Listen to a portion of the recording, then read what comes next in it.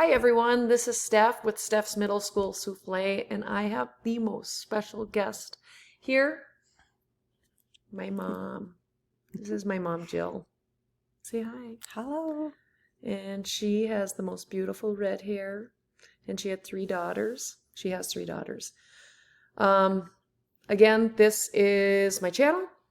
If you are interested, I also have Twitter, share, subscribe, comment. But hey, this is you. George Michael. So I want to praise you, and I want to also acknowledge that I've had classmates that have lost their parents and peers around my age group, and I just want to say that I'm very fortunate that you are still here, but I also want to acknowledge the pain and suffering they've went through. So thank you for being my mom. Okay, so pleasure. This is my mom, and we're going to talk about me in 6th and 7th grade. And my mom, you value kindness. You taught me kindness, and you taught me service to the community. You had a great balance of being an individual. You allowed me to be myself. Yes. But you also taught me to be caring for other people. It's just not about me. You taught Jamie, Tracy, and I to care about others. You provided really good boundaries, and our home was always safe because of you. Just nuzzling in your neck, still warm and comforting. Little baby. Very musical and creative. Yeah, read this. My mom was cool. Super cool. I still remember you coming home that night after that concert. George Michael, big crush. My mother went with me. My mother got on the bus with me because I'd bought 2 tickets, and a friend, Jenny Johnson, was supposed to go with me, but she couldn't make it. So Mom said, I'll go. And so we went on the bus to Minneapolis from Grand Forks. And that was, oh my gosh. She's she's 90 about now. Yeah. George I want Michael. your sex. Yeah, nice. Mom, That's a song. Mom, so. I said. But You gotta have faith. gotta have faith. Gotta have faith. So I want to acknowledge this is an example of my mom. Okay, so this is fitting a community for her. That's what it was, and then she allowed us to be individuals. So we had 2 pictures, and we had to wear dresses. She wanted a formal picture because it's okay to be formal. It's a good thing, right? That was maybe proper, I don't know. And then you allowed me to have my football, and that was my individual self. That was your favorite toys. Those were my favorite toys we were allowed to do, and we were allowed to pick our outfits for that one. Yeah. You got to pick this one. Yes, Mom, obedience. You look so And then cute. we got to pick this one too, and I really appreciated that you gave me that opportunity rather than, you're just going to wear this. Best thing, so I asked you what you felt like you did well as a parent, and you had said, I interviewed my mom beforehand, self-esteem. You allowed us to be ourselves. Talk about performance, like you wanted us to be able to. Well, I just kind of kept it to 3 rules that I needed them to follow. They needed to be respectful of other people.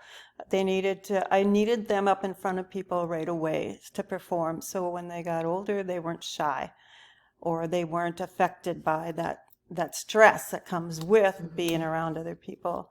And I also wanted them to be who they were too. Yeah. So they look at their old pictures and then they say, well, Mom, how come you let us wear that day? And that's what goes around with being an individual. Yeah, sometimes we learn the hard way, like, oh gosh, yeah. And you taught us courage. You exposed us to a variety of activities, and not just sports. You put us in the theater and in church especially. And I don't know, you taught us service and helping others and in the community.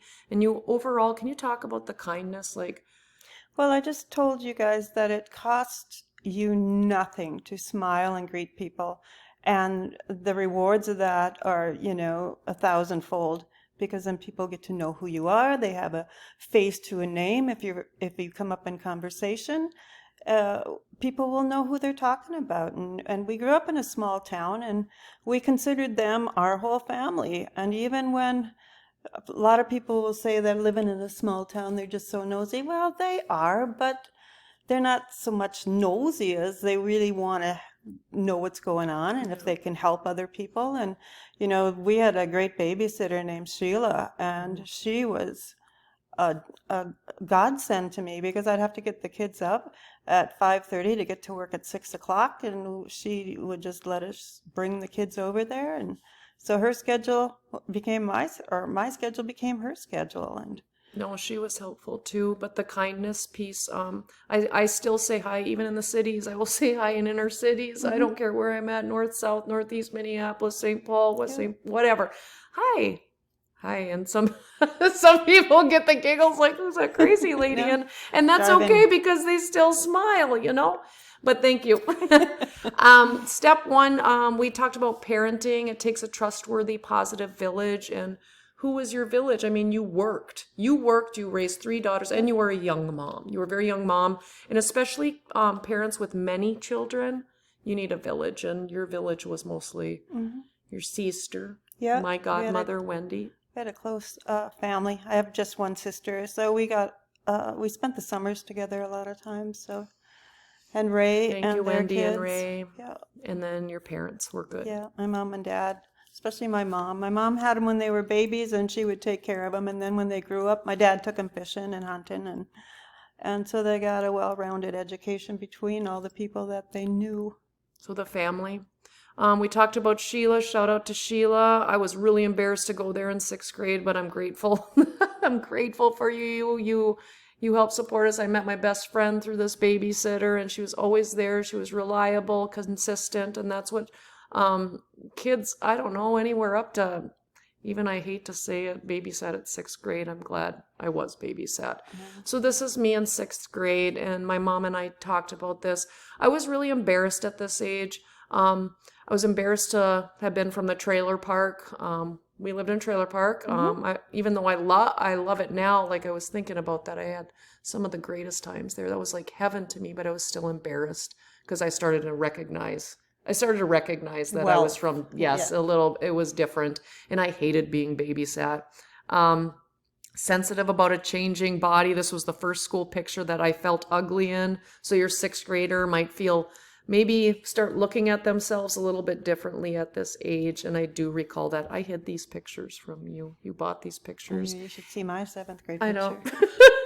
I was very, isn't that funny? Because it's the same. Yes. Like even from your 6th grade, my 6th grade, Silas now will look at himself and be like, oh gosh, So this is 6th to 7th grade, and my friends were so important to me, and I was so happy overall in 6th grade. I loved it. And then I was getting to 7th grade, and we moved into the house, and you decided, and I tried to convince you, I'm like, we don't need babysitters anymore, Mom. I've got this. I can take care of Jamie and Tracy. I can get really involved at school. I transitioned to high school. I was ready. I was ready to take on the world. I was going to be a young adult and mature, and I bought this cool vest. Look at me here. I had friends, basketball, handling it well. We were rocking the polyester. You remember there, Mara? Those cool collar. Yeah, there it is. Evidence with collar. Jeez. Okay. And again, this is me in 7th grade with the mullet. Remember, that was in. But this is the one I want to talk about. I appeared secure. Like, I got this. I'm older now. Your 7th grader might be doing this. Your 7th and 8th grader might be saying this. And I convinced my parents I had it all together.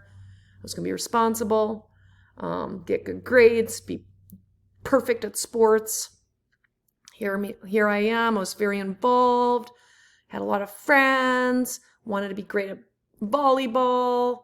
I had great friends. I had wonderful teachers at this time. I felt so good. Like overall, I looked secure. Did you really think they were all wonderful? I'll get to that. I had confirmation. I was at church. I learned a lot of service through church. I met friends other than sports. Thank you for putting me in these things. Every Wednesday, I volunteered a lot. 2 periods. I know that drives you nuts.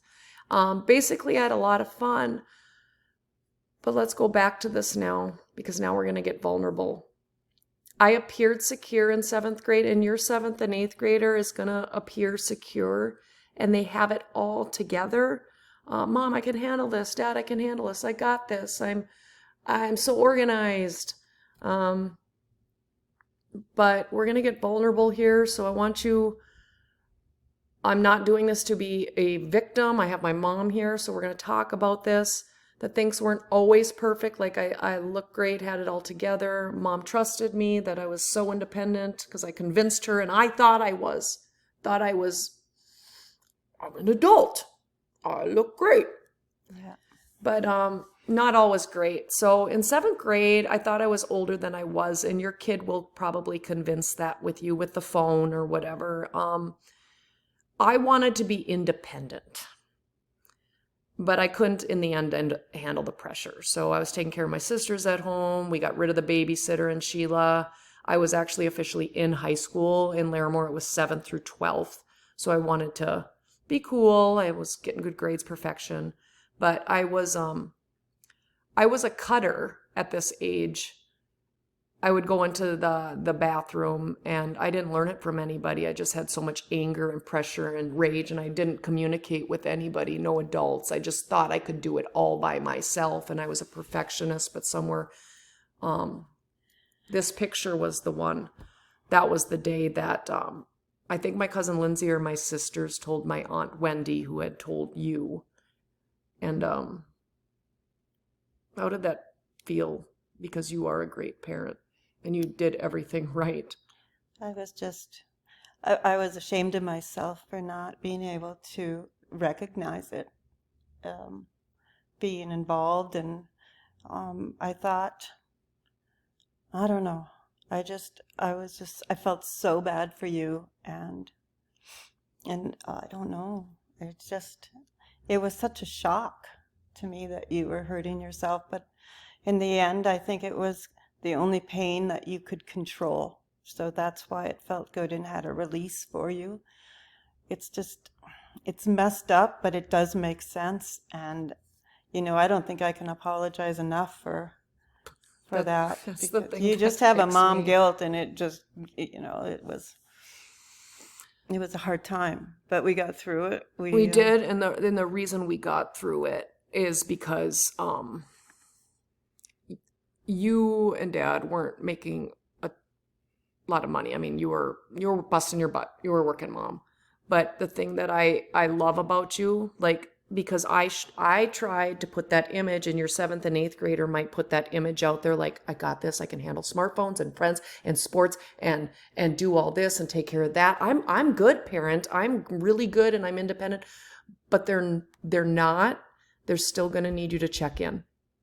They're still going to need, and not that you didn't, but I kind of put that front up, like I got it all together too much. Well, if you were to admit that you weren't, then I suppose we'd start taking privileges away, or not privileges, but not having you do so much. And you really wanted to do everything. It was just a lot of pressure and really hard. So they don't want to say anything about that either. Yeah. So even I, who presented as this like perfect kid, I was doing some not good coping strategies at all. You sought help, even though the price at the time was high. I went to therapy for a little bit in Grand Forks. And you're like, no matter the price, we're going to get you some help. And I'm just so grateful that you did that for me. And I mean, you didn't have to. You could have been like, oh, you're fine. It's just too much money. Walk it off. Go, you're fine. You're fine. Get stronger, blah, blah, blah, or cut this sport, But you sought me some help, and I am very aware of that within my student population, and even my own kids, that no matter how much, like, I think it's going to go great and I'm a great parent, there's going to be these times. But just so you know, as parents of this age group, they're going to act independent. They're not ready for it. They still need adults, and they need security and safety, and they need an adult where they can come to and be vulnerable with, and to be checked in, even though if they present it, check in, keep checking in. That's my last message to you, but I wanted to tell you, you are just such a wonderful human, and you're my mom. And I love you. So But the other thing is too that you we're got to gonna end in 2 minutes. be careful one- because you can substitute something, for the pain. It could go into